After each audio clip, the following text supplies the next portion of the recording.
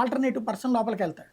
ఉమ్, ఎవరెవరికి ఓట్లు అంటే మామూలుగా లోపల ఏంటంటే మీకు షీట్లు ఉంటాయి, ఓటింగ్ షీట్లు. ఉమ్, ఆ షీట్లని 2 షీట్లు మెయింటైన్ చేశారు వీళ్ళు, వైసీపీ వాళ్ళు. ఉమ్, మెయింటైన్ చేసి ఒక దాంట్లో వచ్చిన వాళ్ళది, రెండిట్లో కూడా వచ్చిన వాళ్ళది ఓట్లు ఎవరిది అనేది టిక్ పెట్టారు.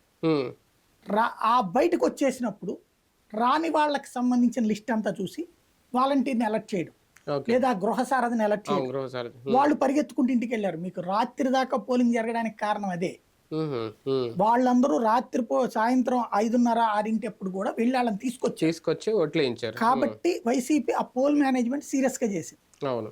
అందువలన ఈ గొడవల కారణంగా తగ్గిపోవాలనుకున్నటువంటి ఓటింగ్ ని వాళ్ళు కంట్రోల్ చేసుకున్నారు. ఉమ్, అంతా అయిపోయాక ఇవాళ జరుగుతున్న దాడులన్నీ కూడా రిటాలియేషన్ అటాక్స్.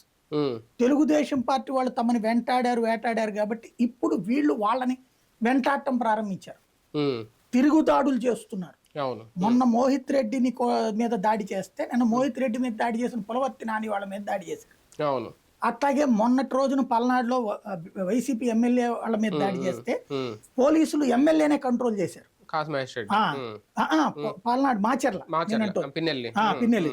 నిన్న వీళ్ళు రివర్స్ లో కొట్టారు. అవును. గురజాల్లోనైనా అంతే. మొన్న కాసు మహేష్ రెడ్డి మీద అటాక్ జరిగితే నిన్న మహేష్ రెడ్డి వాళ్ళ బ్యాచ్ వెళ్ళి చేశారు అటాక్.